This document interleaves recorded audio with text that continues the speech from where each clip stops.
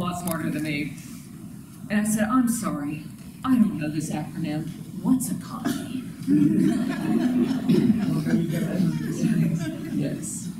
Colonel, according to Secretary of State Condoleezza Rice, we are downplaying the role of the military as we shift power to the Iraqis. So please, tomorrow, civilian clothes, unarmed. Oh, hooah! So I have a question for the women in this room. What in the world do you wear? You're one of the most equal men in the 21st century, and you're in the middle of the desert, and you're at war.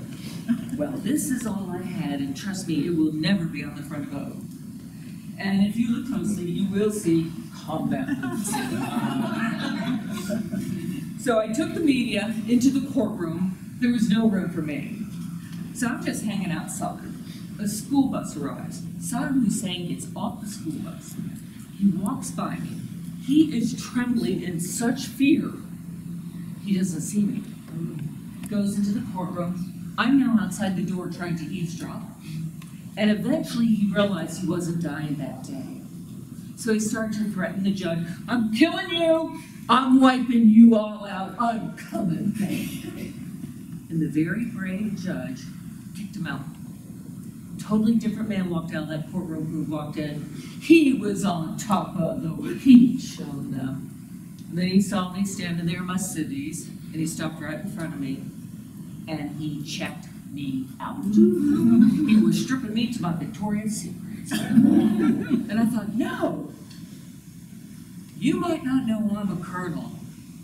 I know I'm a colonel. And I just stepped into his face and said, bring it on. And he stepped back, and he barked out something in Arabic, and the guards burst out laughing. And as they're taking him to the bus, I'm like, wait, what did he say? Kill her. Excuse me? Turned out he used to kill people for staring at him. Well, he did not kill me, obviously, and I am so excited to be here today.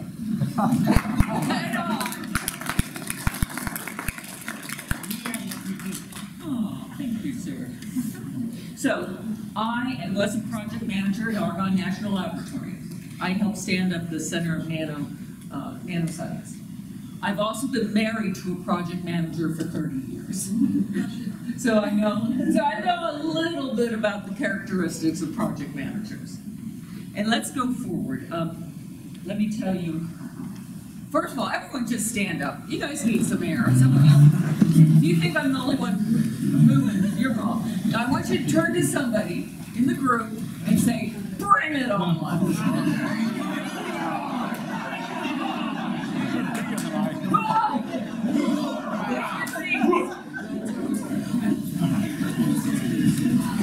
I realized this week my superpower is getting people to sit down. Did you just see the way the energy in this room multiplied?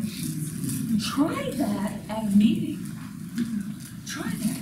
Have everyone stand up, just whatever you're facing, try it. Or if you are out of a job right now and you're looking for one, when you walk into the house and when you walk out, just think, oh, bring it on.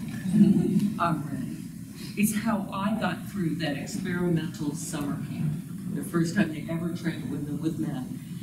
These men did not want us there. They came after us, and I luckily had that attitude of, oh, just bring it on. So, my story about Saddam Hussein, it's a good story. It's a unique story. It's too long of a story for a job interview. So as you're crafting your stories, as we get into you crafting your stories, I want you to practice them and tighten them up. One of the things about federal job interviews, they have only so much time to interview you, and they have a list of 15 questions, and they can't go any deeper. So you need to be able to get every question hit with your how-tos, with your story. Otherwise, you'll be hurting at the end of the interview. So Saddam Hussein's story could be very simply, well, when I was stationed in Iraq, I ran all the public affairs over there, and I was responsible for getting the international media into the courtroom. And let me tell you about Saddam Hussein. He believed that if you had the audacity to stare at him, he was going to have you killed. Well, I stepped into his face and I just told him, bring it on. And I'm still alive. Story over. So, tighten your stories, 30 seconds to 2 minutes at the most, just because you don't know if they've got a whole series of questions. So, when I came back from Iraq, the governor's chief of staff called me up and said, Morgenthaler, we don't want any more civilians, politicians running Homeland Security. Can we consider you? Oh yeah, ooh-ah. I then researched Governor Blagojevich, and I found a story that at first didn't make sense, and then I figured it out. Some of our airmen were captured in Kosovo, and Jesse Jackson Jr. went over there and freed them. And this didn't make sense because I was in Bosnia, and why would an American preacher be able to rescue 3 airmen? And then I saw at the very end of the story, he was accompanied by Congressman Blagojevich. Oh, of course. Blagojevich is a Serbian name. The Serbians have had the airmen. So when I went into the into his room, into the office, first of all, he's totally jazzed. But when I went into his office, we shook hands before he said anything. I said, sir, I realize this might be out of line, but may I thank you for saving those 3 airmen in Kosovo? He beamed. You realize that was me? I go, absolutely, sir. Right then I knew I had the job. I just had to make sure I wasn't getting smug during the rest of the question. So I was very honored to run Homeland Security for the great state of Illinois. We do a lot of things smartly. We do a lot of things well and a lot of things ethically. There's our 3. We have a lot of threats that can face Illinois, and I'm glad to report we've got great people doing it. I loved the job. And then he went to jail. It really does not look good on your resume when your boss has gone to jail. Yeah. So I started putting together resumes. I was very cocky, very confident. Hey, you know, FEMA will hire me. Someplace else will hire me. Locally they'll hire me. I got this. Oh no. As soon as they saw I worked for the office of the governor, I was tainted, painted dirty. Now what I could have done was sat there and go, life's not fair. Or I could look at what my options are. When you're out of the job, I think you have 3 options. Maybe there's more, but I think 3. Oh, I'll pick 4 of it. One is you can sit there and whine and do nothing and hope you'll be rescued. The second thing is you go out and do what you guys are doing today. You work hard and you find that next job. The third thing is you can actually become a coach. If you're senior in your area, you've got lots of experience, you could become a coach for other organizations that would love to have your expertise, just not full-time. And the last thing is you can work for yourself. Well, after 2 years of having doors close my face, I finally decided, okay, I'm working for myself. The blessing was I was able to write a book with Bronco published. And I'm now traveling around the world speaking on leadership and resilience, and I love it. I owe him a thank you note. Oh my gosh, dear Governor, thank you, because now my life is totally different. So one thing, I'm going to do this just extra. One thing is to keep your spirits up, because this can beat you down. Make sure you work it out. Just get the endorphins going up. As poor as my husband and I got, because Rand McNally laid him off at the same time. A map maker. How flexible is a map maker? we kept our Y membership. And before I'd pick up the kids from school, I'd go to the Y, the endorphins would make me feel better. So, take care of yourself. Have some fun during this time. Think of other things you can do or learn. And that's what Bob was saying. That learning element is wonderful. So let's go on. So right now, some of you are on what we call the hero's journey. And this is going to help you think about your life and your story. Life is good. Something happens to change that. Things are bad. You are sad. And then you change, you try, you learn. You do these things, often with a mentor, and then all of a sudden, life is better, you are really happy. So that's your hero's journey. So those of you who are without a job right now, you're on your hero's journey. And those of you who are smart enough to see some of the signs coming, you did not see the signs coming with Graham McNally. But if you did, then once again, you're being proactive.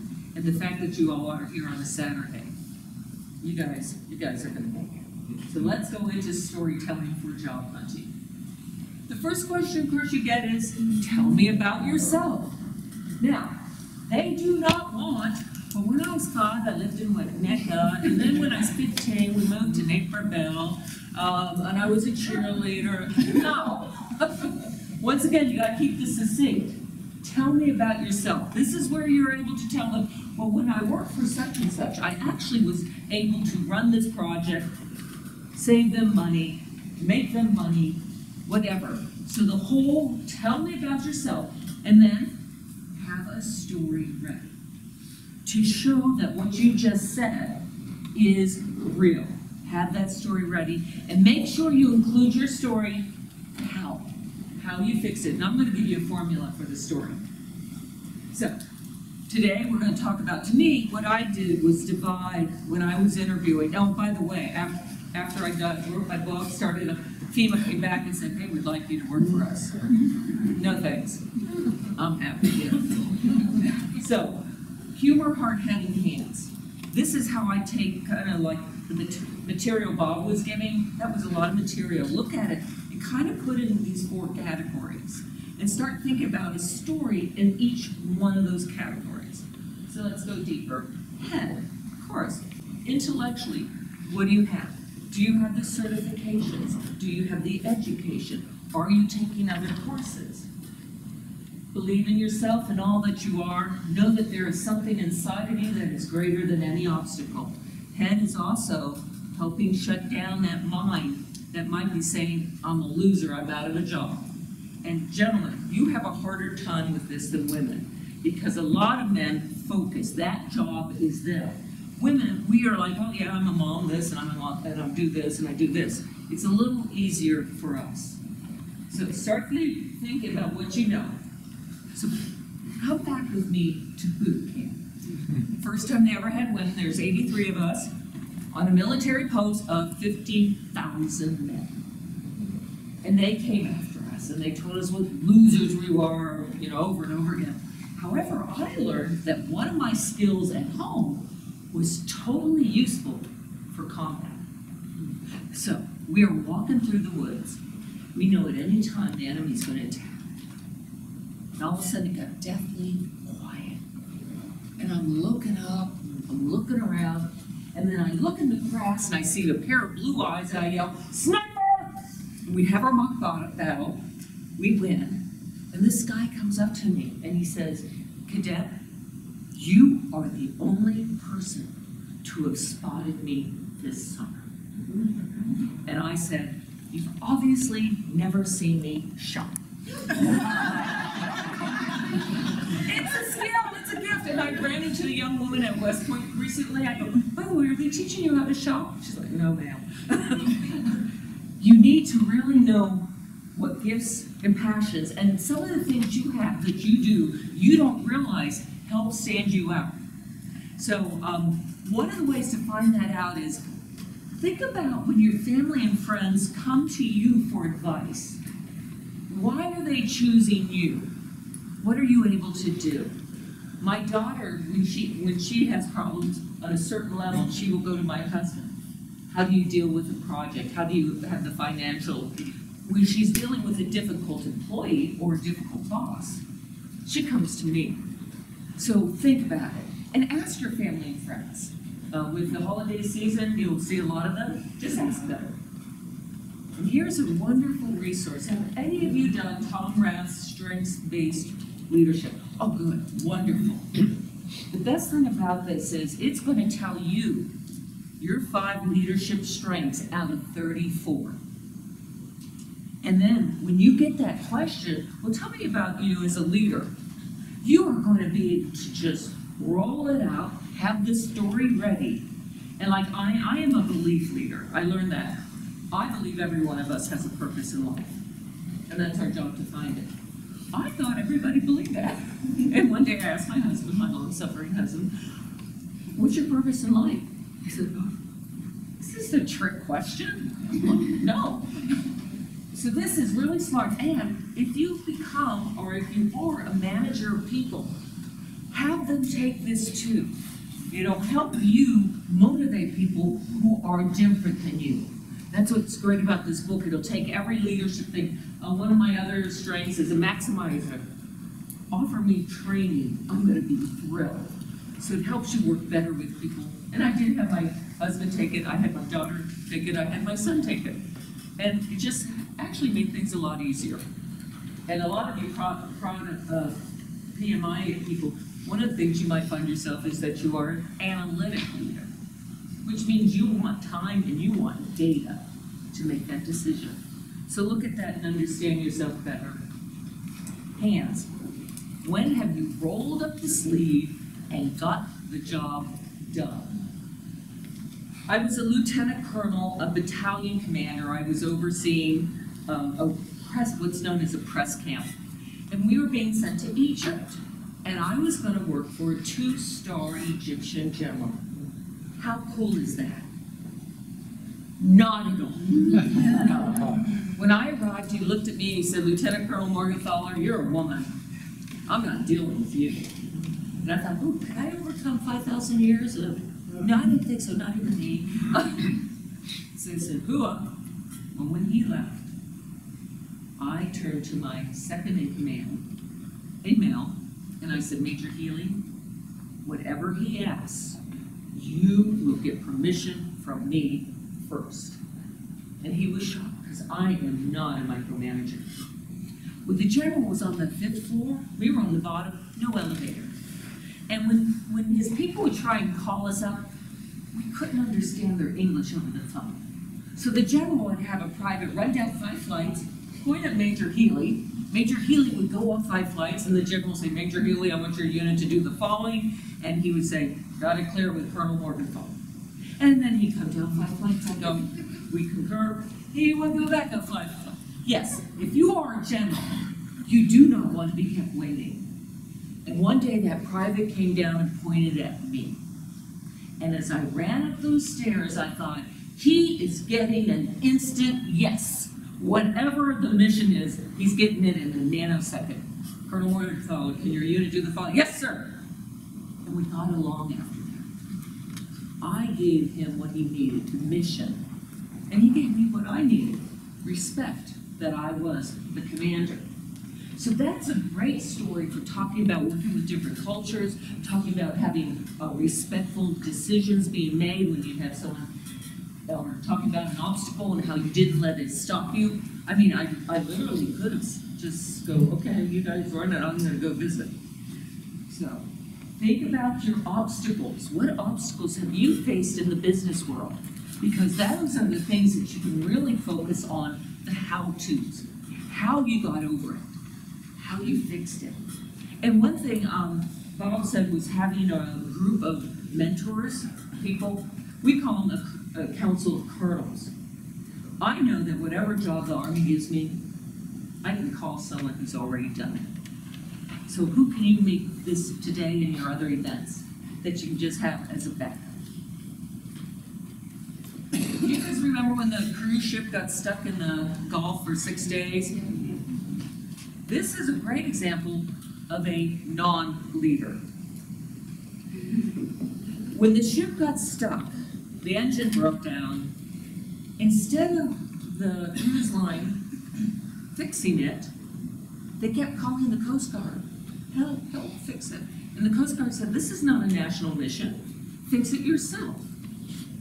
Well, after a while, feces were going down the wall. People were getting really ill. They were sleeping on top of the ship. Well, finally, the Coast Guard came in 6 days and rescued them.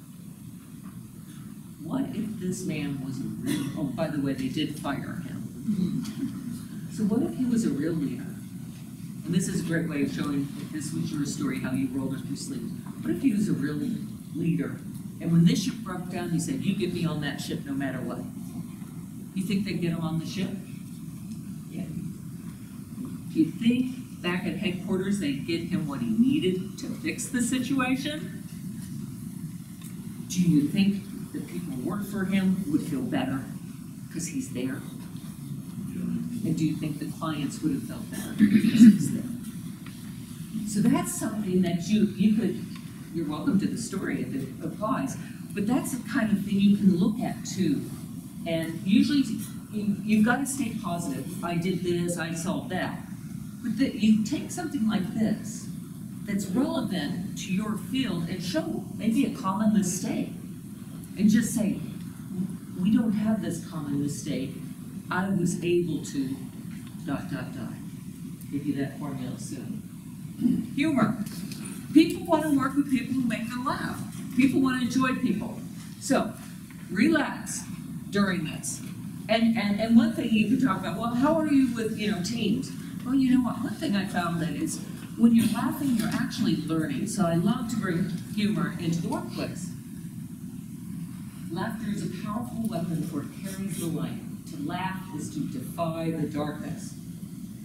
So when I worked in Argonne National Laboratory, we had a very unhappy employee, Marilyn. She was one of those dark sucking holes.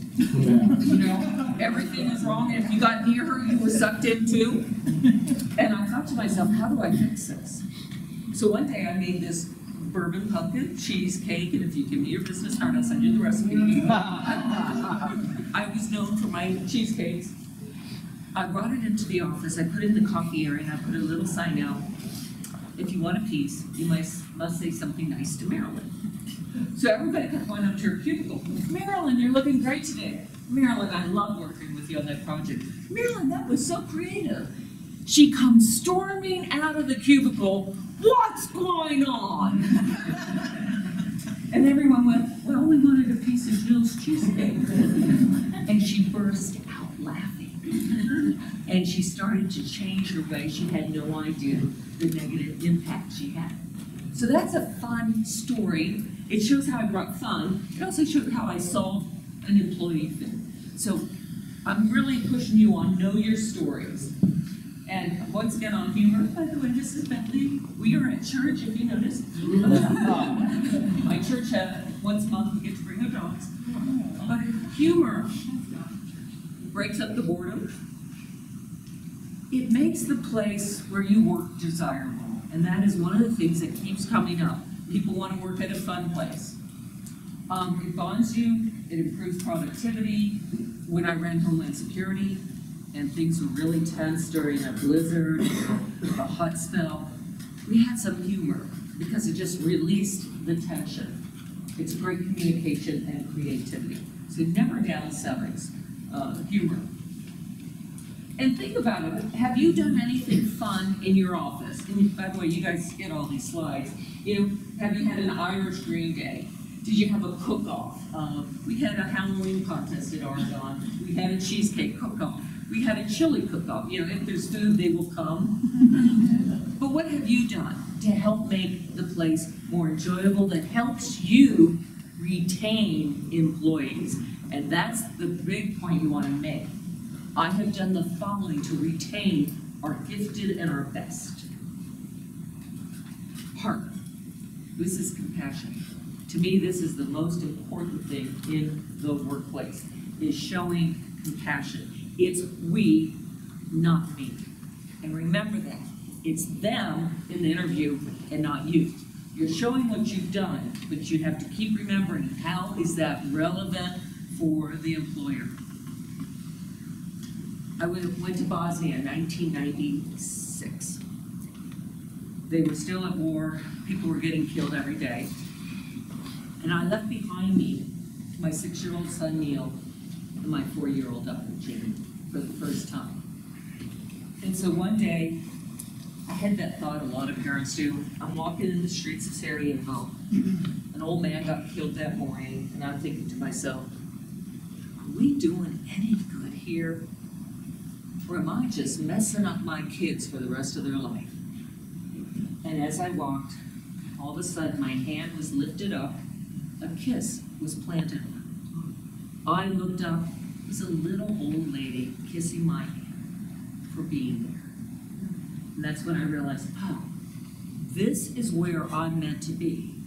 The kids will be okay. They've got their father, they have their aunt, they've got daycare, etc. The kids will be fine. So that's when I really started refocusing on, it's we, it's not about me, it's we. As you get your questions and stories together, have someone you can trust to look at them and make sure that you're keeping that big picture of where the job is going. Make sure it's about them making money, creativity, whatever they want. Make sure you're tailoring your stories to show that you've got the heart to put the company first. In the Army, what we say is mission, always, people first. And if you can craft a story around that, that could be huge at the job interview. Mission first, people always. So everyone, I want you to stand up. And once again, look at somebody and say, I appreciate you. I'm glad you're here.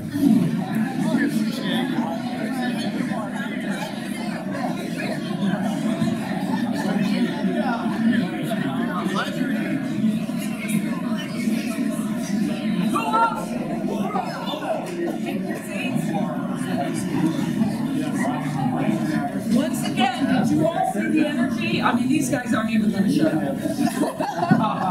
And people were punching each other in the arm and just shaking hands. Once again, do this at a meeting. Maybe have everybody say what they appreciate for the person next to them. Have stories where you have shown how you have appreciated the team. Have those stories ready, because that is the part of heart that you're going to be able to show. Maybe, one day we had this one young employee and everybody had written them off. But I knew there was a reason he was here. And I asked him one day, why are you in this job? My mom thinks it's cool I'm in the Army. And it's like, okay, now how do I get him motivated? So I put him on some teams. He was very smart, but he also was lazy, but very smart. So I put him on challenging teams, and he started to flourish. And he was able to start then getting his own big picture. So look for those individual little stories of how you have helped people. These are doable. So once again, and when I had my first interview with FEMA, was one of the over-the-phone interviews, almost all of them are now. I had sticky notes of my stories. Heart, Bosnia. Compassion, this one. And I stood up, and I smiled, and I did the interview. And it went well. That's why they came back to me later and hired me. But I was able to relax, because I was able to just have that story ready. So even if, one thing we all learned was cover letters aren't being put in the computer, I still think cover letters are important when they choose you at the first interview, because cover letters are the ones where you can take what they're looking for and you can put in what you have done. I don't know in that space whether you can put in a story, but you yourself will know what the story is for each bullet. Have that story in your pocket for the in-person interview or a more in-depth telephone interview. This is a short list of These are the top competencies that corporations want. So leadership, problem solving, teamwork, management, etc. So you're going to start thinking about what story of yours fits with each one of these bullets. And like I said, you'll be getting the slides too. And then the top characteristics, the top personalities that they want are honest, passionate. We love millennials because they're very passionate. Yeah. Self-confident. I'm going to give you an exercise for that one. And let me tell you, this self-confidence exercise works because my kids have gotten jobs that they are not qualified for. I just look at them, what? You work from home? Motivated, that initiative. Reliable. You will show up on time every day. Efficient. And weave those together. So look at the competencies. Look at the characteristics. Do you have a story where you showed leadership and compassion? Do you have a story that shows self-confidence and problem solving? So look at those, and once again, look at your stories, start keeping that list. The cool thing is, like when I wrote my book, all of a sudden stories started percolating I totally forgot about. And they were very relevant. So do that. And this is one of the resources I found wonderful. I have no financial investment in this. Your life is story. I only did this much of the book, but it gave me all I needed. It had me look at my life, and then it had me break my life into five years. What happened to me in 5 years? And then it had me look at every 5 years and what was the theme in my life. Boot camp, the theme was obstacles. So many obstacles put in my way. Later on, other things. So this will, once again, it'll help you. You might not have it at your fingertip exactly where you stand out, but this is going to help you. One woman I know, she thought she didn't have a story. We found out later, she'd been hospitalized for 3 years in high school. She wasn't able to do any events that teenagers love. But what she did, fill in the blank. So she took something which to her was not significant, but it is significant. So do this exercise, get the stories down, then start crafting them. You have to have concrete stories. These have to be believable. Do not go in there and say, you have solved every problem McDonald's ever had and they made $1 billion because of you. So make sure it's solid.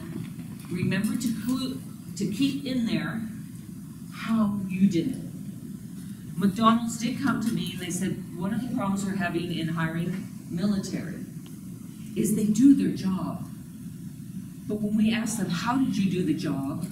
They answer, how my boss told me to. That's not a good answer. So we worked on that. But you need to make sure, look at your stories. How can you, because that's going to help you be memorable. And that's what all this is about, you being memorable. Here's my formula for you. Self, situation, solution, sex. Success. That's my husband.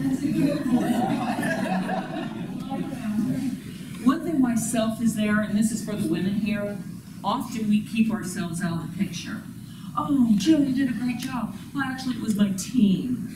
That does not help your career one bit. What you want to do is say, I led my team, the team and I. So you're in the picture. And then what was the situation, the difficult customer, whatever? What was your solution? What was the success? Well, we got 5 more customers once we solved this one. So this is also an easy thing if you work in corporate and you want to write press releases on what you're doing. This is very easy. This is also a way to write your efficiency reports because you can then put it in and succinctly give it to the boss ahead of time. And I know we're running at 12:15, but I was afraid we were running out of time. The newest question, and Bob touched upon this, and I think Denise who follows me this afternoon will go even further. By the way, that'll be fantastic for you guys, because you'll have this framework and she's going to help you shine. But past mistakes is the new big question. What past mistake did you make? And what they want to do is actually hear how you fixed it, how you will never make it again. And this, have a specific example. Think about it now. I was thinking about it today. What was, one of my past mistakes? Because I'm not someone who focuses on the past mistakes. So it's like, I know I goofed it up. Explain what it was. Don't dwell. What you learned. This is the big part. What you improved. And the real clue here is take your story from something outside the industry that you are interviewing at. So if you're interviewing at BP, you do not want to be telling some oil story. You might tell a story when you're working with volunteers in a situation where you had to motivate volunteers and you did it wrong, but this is what you learned. So choose your story outside the industry that you're trying to get the job at. You don't want it in their head that you failed in that industry. So choose one outside. And this one here, practice your answers and know them well. So I would be an asset to your company because I can tell you're reading the script. And like I said, I never had the script, but I did have stories on sticky notes in front of me. So do that, get comfortable, practice the stories in front of your family and friends. Make sure that they can understand the story and the point. Having been in public affairs for a long time in the Army, one thing I learned is most people, this is not this room, most people have to read or understand at the 13-year-old level. So when I wrote press releases, I thought I'm writing to my smart 13-year-old nephew. So as you tell these stories, stay away from jargon unless you're just going from your industry to your industry. What my husband was able to do, so he's out of a job from Rand McNally. He is a project manager. So he thought about, what else did Rand McNally do besides the maps? Well, they published. So he looked at the publishing world, and he got hired by Houghton Mifflin. And by the way, I just checked their website today. There are 23 openings over at Houghton Mifflin. One is a project manager, one is a project director, one is a systems person, one's a creative designer. So go to their website. And he had told me, that's why I looked. He said, hey, we're hiring again. It's like, cool. But he was then able to show them project management, Scrum, how it applies to them, and he got the job. So once again, you're thinking about what you have done probably everywhere. And you need to stand out, and this is actually harder for men than women, because we can wear colorful things. This story, I was in Fort Polk, Louisiana, and General Kashvili, who was the NATO commander, was coming through. And I thought, I want to meet him. Oh, good. Yeah, lost in the woods. So I thought, I want to meet him. Well, I'm wearing camouflage like everybody else, bush, bush, bush, bush, bush, bush. The one thing I did differently in my whole career, I wanted to stand out as a woman leader to make it easier for other women leaders. I always wore lipstick. In Bosnia, in Iraq, weapon, ammo, lipstick. Absolutely. I put the lipstick on, we are standing at attention, bush, bush, bush, lipstick, bush, bush. And he came up to me and said, hi, I'm General Shalushka. Where are you from? And I thought, gotcha! So, if you can, go to the organization the day before or the week before and see what they're wearing. Because you want to dress up one level, but you don't want to dress up way up here. If they are very casual plaid shirts and chinos, do not go, I don't know if any of you have one, but do not go there in your $3,000 Armani suit. You're not going to fit in. When I did do the FEMA interview, it was all colonels, by the way, all these big men. They all had on their dark suits, their very nice and ties, and I was in a very professional blue dress. And they offered me the job. So how can you distinguish yourselves? Can it be for men? Can it be your tie? Can it be a clip? Can it be something? For women, get comfortable. Look at the next level. Because when you go for a new job, you always want to be dressing the next level anyway. But invest in that 1 or 2 outfits. You probably need at least 2, because you're going to have that second interview.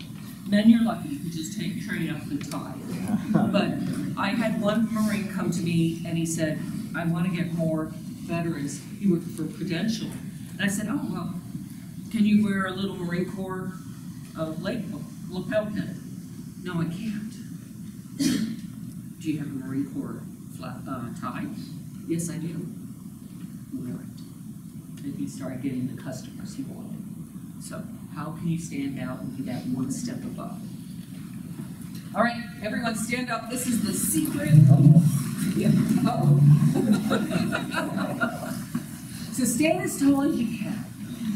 Feet firm. And if your parents taught you to stand tall, call them up and go, I appreciate that. Now look up at the ceiling. Give it the biggest smile you've got.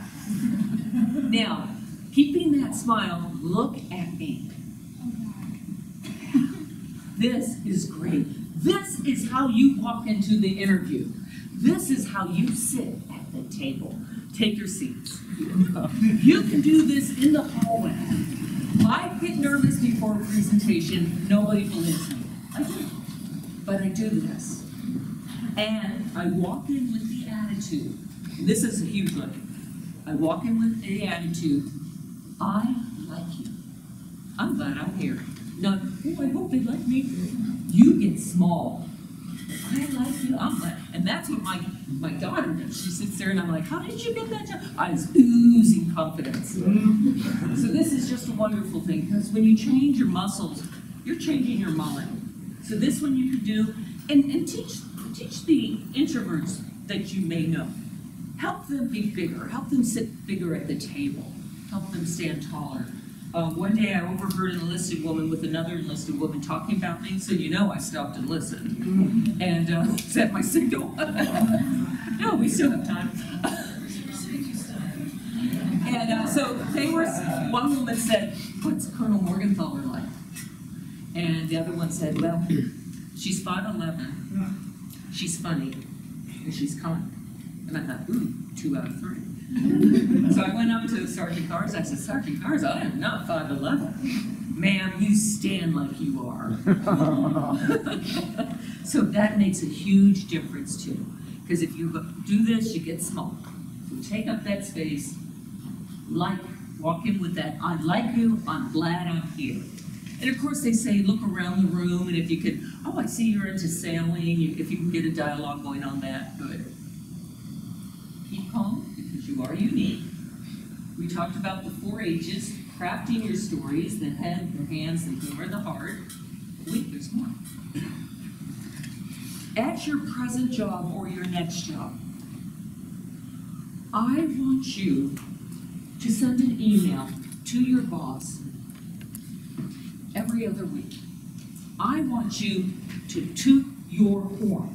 Women, we are bad at tooting our horns. Men are much more comfortable going, I did this and this and this. We keep quiet. We expect to be promoted, and we're not. Because we didn't toot our horns. You must get comfortable rolling out the resume. It's not about bragging, it's about what you've done.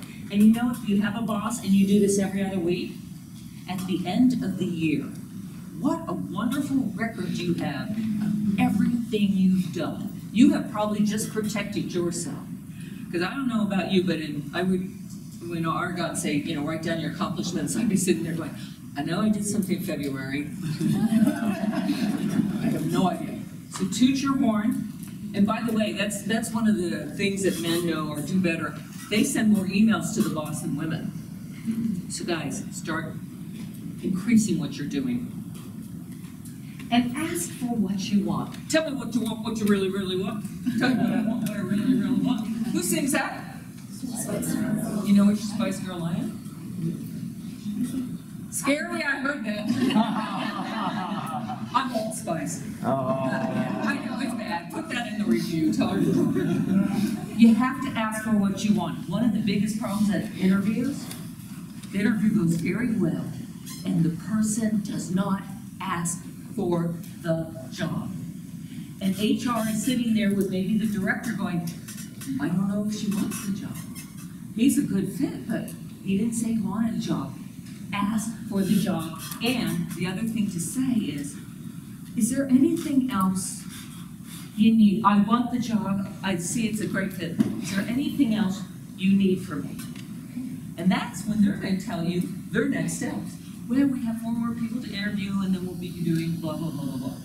That helps tell you kind of figure out how long and what your competition is. So ask for the job, and make sure you ask, what else can I